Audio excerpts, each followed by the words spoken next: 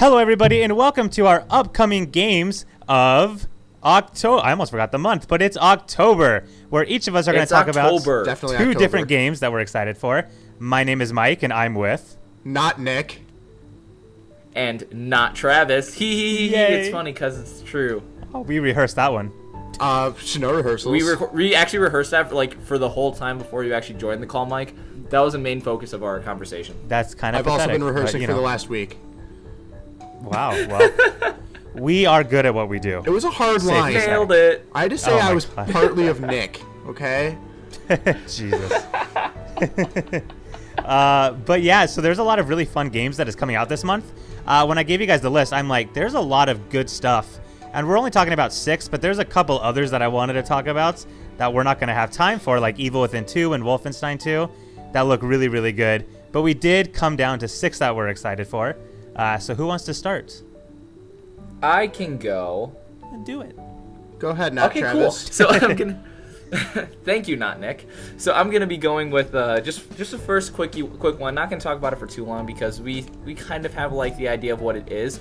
But I'm going to be talking about Mario & Luigi Superstar Saga, the remake that's going to be coming out. But it's not only that. It's also going to be kind of a mixture of a remake and like a newer game that's like packaged in that's also kind of like a side story on there. Mm-hmm. So I thought it was super cool. It's actually called like Bowser's Minions. And you kind of get to like take more of like a heroic approach from like a Goomba that's going through trying to like save the day and everything. And I think that's really, really cool.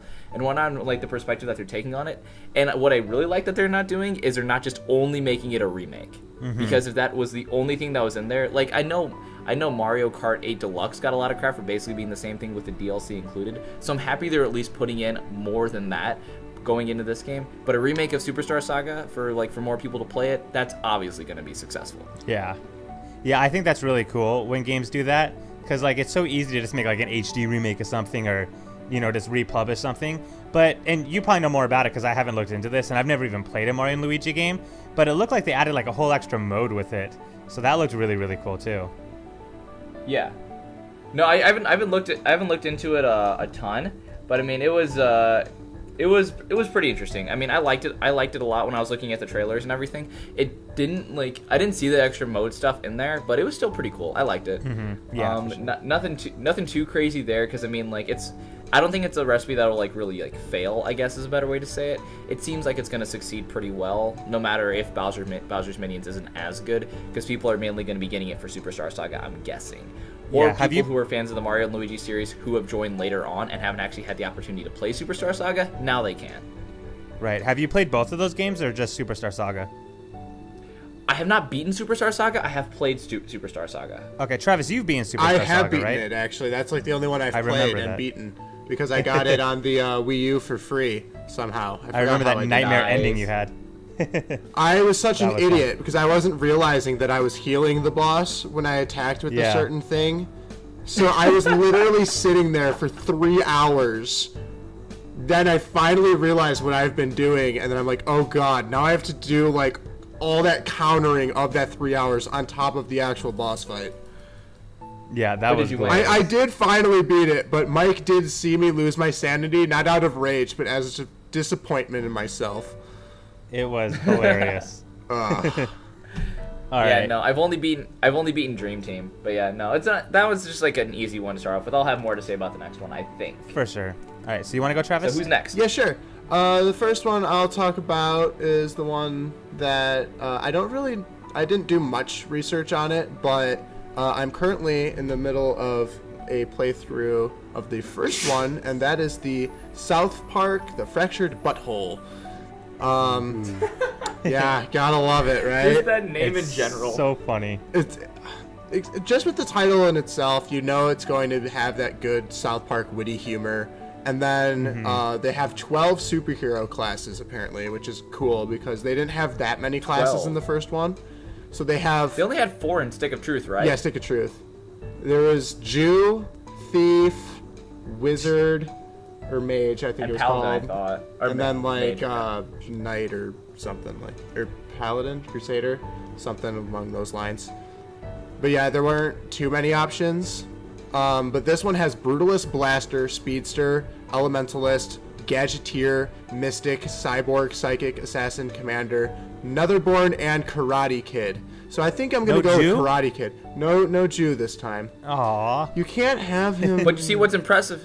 Is Travis had to practice for the not Nick part, but he was able to recite all of those from memory. Yeah. Pretty cool, right? Because I Definitely didn't have not to say looking I at was something. part of Nick. There you go. That was the hard part. Damn. I had to say it with a Damn, straight that's face, a- you know? Because, the true. I know, webcam right? is here. Not. Wouldn't that be hilarious Oh, well. if I just, sent my webcam for all this, and then you guys just don't have anything? And just, we can put it in the top right corner of just Travis's face, and that's it. Yeah. That'd be a good perfect. video. It'd be beautiful. All right. Switch all of these. You know what? Just switch all put these, whatever like, game webcam you're videos just going to now. put in the corner and make the whole screen me. Not Nick. That's actually a better idea. I like that idea. That's a good Thank idea. you. We'll do that next time. But anyway, All right. Travis, you good with South yeah, so Park, or I you haven't wanna- seen much gameplay of it, so I don't know what all the different classes do, but I am really excited that there is such a wider variety, and I'm looking forward to seeing what references they make from the shows, because now that I'm starting to watch South Park, I'm appreciating it. For sure. Yeah. All right. So now I will take my turn and talk about Shadow of War, the Middle-earth game that's coming out. That I know I'm excited for, and I think Travis, because Travis, you played Shadow of Mordor, right? Yeah, I haven't beaten it, but I also know CJ is a huge fan of the Shadow games, and he can't wait for that game to come out. Yeah, and well, I was going to say I know Eric is too, because I think when we made a video a while ago about upcoming games we're excited for, I think Eric mentioned Shadow of War. So there's a lot of people in our little group that's excited for this game. Yeah. Yeah. I loved the I'm first sure game. Pat would like that one too. I'm I'm sure, sure he would. Well, it's cool because this is one of those games that it took everything that worked in the first game, as far as I forgot it was called, the mind controlling brainwashing, where you could sort of create your own army from the enemies. Yep. It kept all of that the same, so all the good things from the first game stayed in the second one, but then they just added a lot of extra really cool stuff, and I think that's the best part about it, is they just took all that and then just put it on a bigger stage. So now in the game, there's fortresses that you take over, and each fortress has an overlord. And the whole idea is that you can kill the overlord, or you can brainwash him and sort of put him in your army. Because the whole idea is that, you're trying to take down Sauron, and so you're trying to build up an army. And so the idea of the game is really cool, where you sort of just take over these different fortresses and take control of his own army and use it against him. And the fun of these games has always just been messing around and taking over these areas. It's kind of like Skyrim in that way, where you have the main quest you can do, but most of the fun of the game is sort of just messing around. I've had so much fun just sending the armies and having them fight each other and stuff. It's always fun to watch. And so this game is really taking that to the next level, especially as far as the interrogations and stuff goes. They're putting so many more options out there. And so it's starting to seem much more open-ended than the last game did. And every change they made seems like it's going to be a good change. So I'm really excited. Sweet. That's awesome. Yeah, no, that sounds really cool. Another thing I love about that game is you can do your playthrough of it, and I can do mine, and they can be completely different, but we still end up with a somewhat same result. So it's kind of like Dishonored and let's see, Minecraft in that sense. Oh yeah. For sure. No, I do love games that are like that. That you can basically just do whatever you want in there, and your playthrough and somebody else's playthrough is going to be different, and you can compare them afterwards. It really gives a lot of replayability to that also, because you can be oh, so I love this part, and somebody maybe barely touched on that. Okay, now I have something to try out more when I replay the game. And I think that's one of the cool things that I like games that do that, and I don't think a lot of games really do that nowadays. Yeah, because this is definitely one of the games where you can be stealthy, you can go in as hardcore as you want to. The decision is yours, which is really cool. So cool. So who wants to go next then for their second one? Do we want to switch it up a little bit? Have Travis go, and then I'll go, and then Mike goes, or what? Oh my gosh, Yes? you're crazy, Nick. Let's do it. I know. Let's just do it. Travis, go. Oh my god. So, I think I actually mentioned this next game as one that I was really excited for when we did that one video way back when for upcoming videos.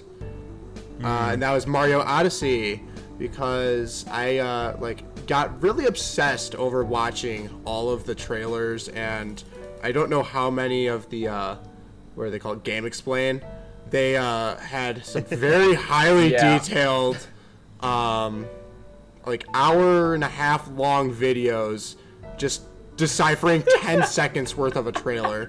and I watched really. all of them. So, needless to say, super excited. And then the more I got to see it, where like the hat, you can like control certain enemies, and then like that's really cool. So like they're adding a new gimmick, but it doesn't look like it's like that different in a sense of like Mario mechanics. Because I know, like, you love Sunshine a lot, but like when I was starting to play it, it just felt so different to me that I didn't get into it. Understand like that. I know if I put the time into it, I would like love it because I'd get used to the mechanics. But like when I was watching all the trailers, like it looked like just a very polished version of like 64 and that stuff. And then like obviously the really large maps are awesome too.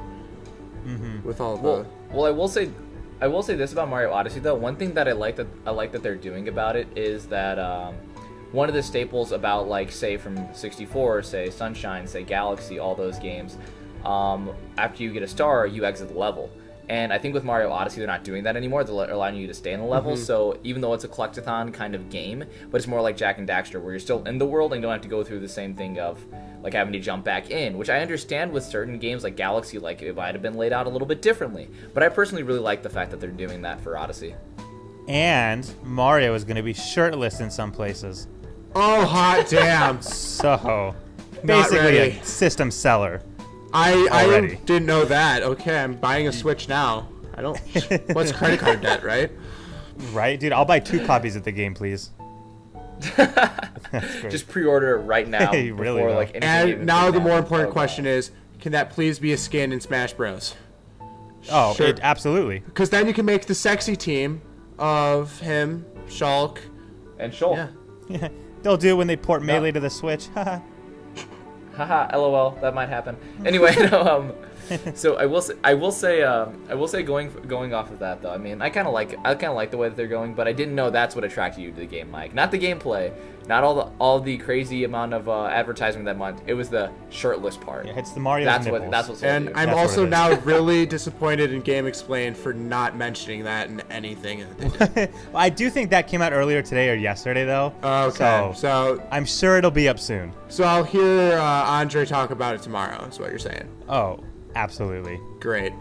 Yeah, no, that makes sense. Okay, sorry. So I want to touch on mine then too, because even though I'm not a huge fan of the Dynasty Warriors series, I am obviously, if you guys haven't seen any of our other videos, I'm definitely a huge Fire Emblem fan, and so I'm going to be talking about Fire Emblem Warriors, and I'm now on the fence about getting Fire Emblem Warriors, because one of my favorite characters in any Fire Emblem game was Lyn, and I will just say this, Lyn is in Fire Emblem Warriors, and I was just like, oh crap. I think she was badass in Fire Emblem 7. She was such a good pick for there, and I will say with Fire Emblem Warriors, they're getting like, I agree with almost every single choices they're getting as being characters to be put in the actual game itself. And I mean, they also have Xander from they also have Chrom from Fire Emblem Awakening. They have Xander for Fire Emblem Fates. Like, I know a lot of these people are like main series, like people who you would expect to be in the game, but they're choosing good people to be put in there. And I mean, with like let's say for like Hyrule Warriors, in my mind, I don't think you really had like a ton of crazy options, and like you definitely knew that would like there'd be like Impa, part of the Sheikah. You would have Link as well. I guess you also have Ganondorf too. But it didn't seem like there could be really any bad choices. There are like main series like Fire Emblem characters that I don't think would have been fitting for Fire Emblem Warriors, but every single character that I've seen in Fire Emblem Warriors is actually getting me more excited about the game itself, and I'm really excited to see how it goes from there. But besides that, I mean, I'm not a huge fan of kind of like the gameplay of Dynasty Warriors, but the characters that they're going with, I like a lot. So they're doing a good job there. Dude, Yeah, I think Hyrule if you look at- Warriors would have been great if they brought in Navi. The Bug Lady was in the game, so that's cool. You know. Agatha was? Yeah, Agatha, that's her name. Yeah. So that's a great choice, I guess. Well, yeah, I mean, maybe I disagree with that one, but I mean, like, overall, like, what I'm seeing from the characters being chosen for Fire Emblem Warriors, I like those. I like the people there a lot more. Yeah. So I'm hoping it turns out good, and if I see pretty good reviews, I might, if I have the extra time to go get it, I would get it. But we'll see. If we're talking about games like that, I'm more of a fan of like Kingdom Hearts and like Birth by Sleep and whatnot. I'm not a huge fan of like Dynasty Warriors, where you kind of have like, oh, there's 50 enemies in front of me. The A button kills all of them. Yeah. You have to hit the A button a couple times though. Yeah, that's the difference here. No, I do think the gameplay can get like repetitive in those Dynasty Warrior type games. I think for like Hyrule Warriors and Fire Emblem Warriors, I think the benefit of playing it comes more from like being able to play. Like you said, is the different characters like Lyn, who hasn't been seen in a Fire Emblem game in forever. So it's more fun, Fire like Emblem just 7. being able to play as those characters, So it's more fun on the surface level as opposed to like there's no like in-depth, insane gameplay. It's more just like mindless fun. So which is cool. Yeah. If they put a Sothen Micaiah in there, ooh, that'd be awesome. Oh my god, I would love it.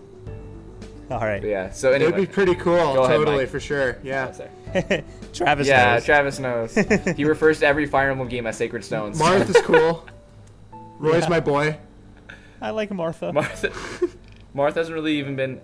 Never mind. I'm not gonna go there. It might go. All right. So for my second game, I want to talk about Assassin's Creed Origins, which I am super excited for. I feel like I say that after every single one. I need to come up with a new thing to say, but I've noticed there's a few games that have been doing that because Call of Duty World War II, which I can spoil, we'll be talking about next month for the November video, either me or Travis. I'm sure one of us will want to talk about it. Yeah. And I know we're going to be saying for that what I'm about to say now, which is those two franchises kind of got out of control with like their futuristic stuff. Oh, where like Assassin's Creed. Yeah.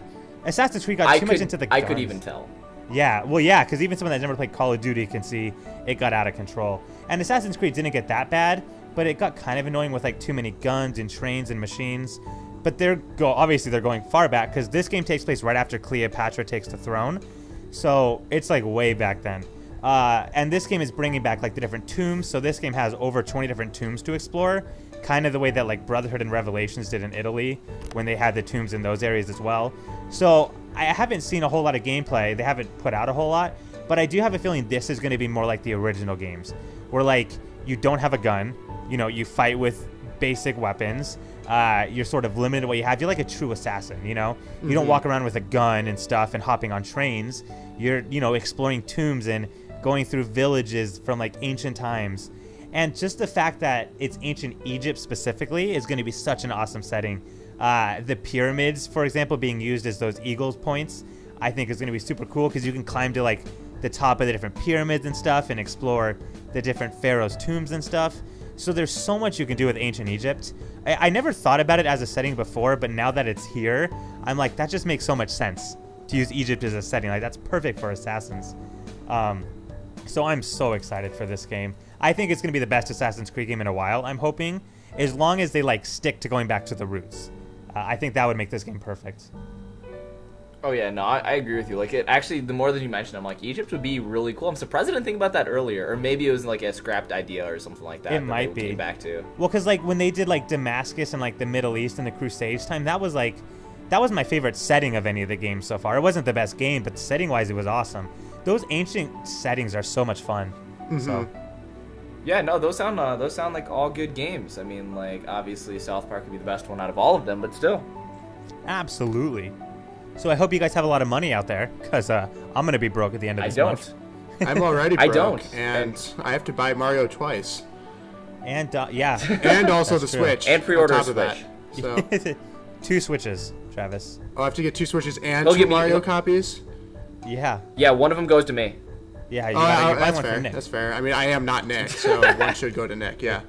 That's true. That does make sense. All right, guys. Are we done now? Yes, I think we can go now.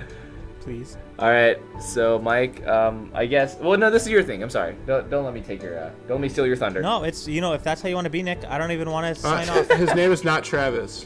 Sorry, not Travis. I'm not Travis. Thank you. Yeah, thank you, not Nick. This is so confusing.